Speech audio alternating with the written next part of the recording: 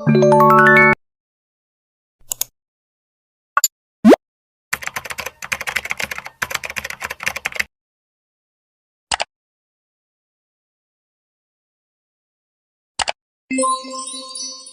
first Catholic Mass in the Philippines was held on March 31, 1521, Easter Sunday in the island of Mazawa, southern Leyte. It was led by Father Pedro de Valderrama of Ferdinand Magellan's expedition. The place of Mazawa is referred to in the journals of Antonio Pigafetta, the official chronicler of Magellan's voyage.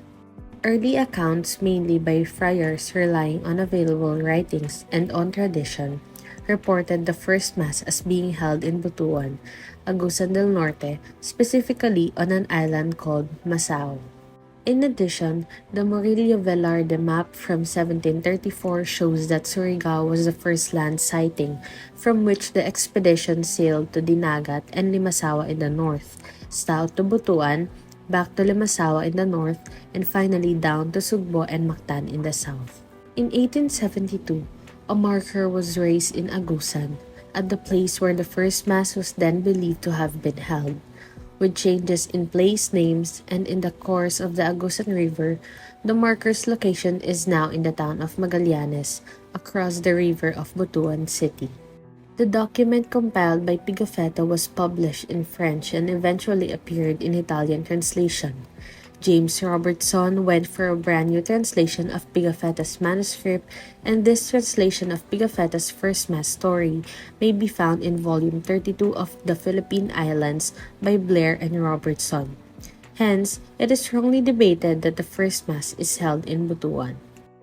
Francisco Albo served as the expedition's pilot aboard Magellan's flagship Trinidad. Albo, one of the 8 survivors, boarded the Victoria with Sebastian Elcano. Francisco Albo also started keeping his own journal while they sailed south in the Atlantic off the coast of South America.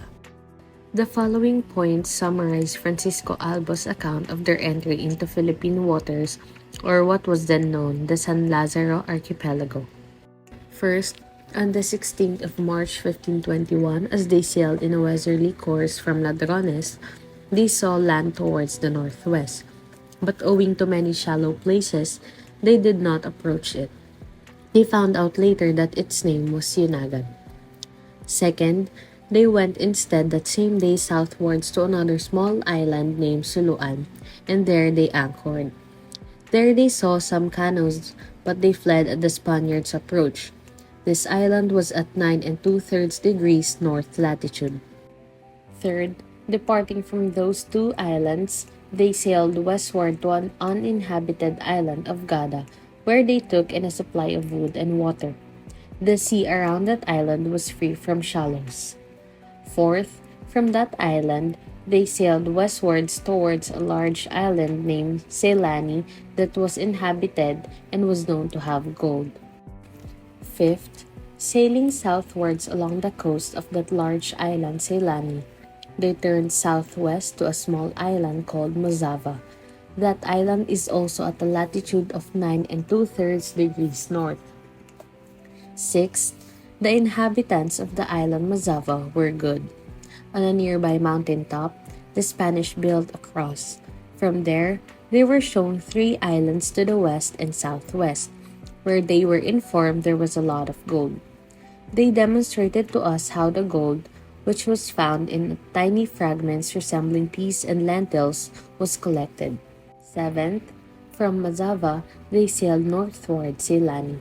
They followed the coast of Ceylani in a northwesterly direction, ascending up to 10 degrees of latitude, where they saw 3 small islands.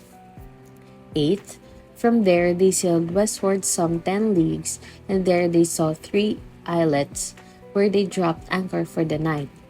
In the morning, they sailed southwest some 12 leagues down to a latitude of 10 1/3 degree. There they entered a channel between 2 islands, one of which was called Matan and the other is Subu. Ninth, they sailed down the channel and then turned westward and anchored at the town La Villa of Subu, where they stayed many days and obtained provisions and entered into peace pact with local king.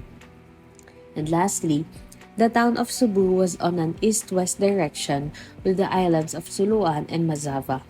But between Mazava and Cebu, there were so many shallows that the boats could not go westward directly but has to go in a roundabout way. The Republic Act number 2733 or the Limasawa Law is an act to declare the site in Magallanes, Limasawa Island in the province of Leyte, where the first Mass in the Philippines was held as a national shrine to provide for the preservation of historical monuments and landmarks thereat and for other purposes. This law was officially enacted without executive approval on June 19, 1960, when President Diosdado Macapagal failed to sign it. The Republic Act number 11373 is an act declaring March 31 of every year a special working holiday in the whole province of Southern Leyte, in commemoration of the first Mass held in Limasawa Island, province of Southern Leyte, to be known as the First Mass Day. It was signed on August 22, 2019, under the term of former President Rodrigo Roa Duterte.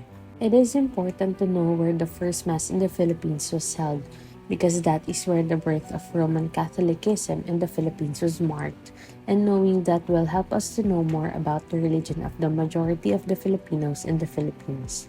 More than 86% of the Philippine population is Roman Catholic. The site of the first Mass in the Philippines is important in the country's history because that is the place where the Spaniards deceived the Filipino natives for the first time. In addition, an account of Magellan expedition shows how Magellan deceived Filipino natives into believing that by putting a cross in the island, no harm would come to the place. And because of that, it also shows how influential the Catholic Church was in the Philippines. We believed in how symbolic the cross was, and because of that faith, the Spaniards used it to colonize and enslave the Philippines for 333 years.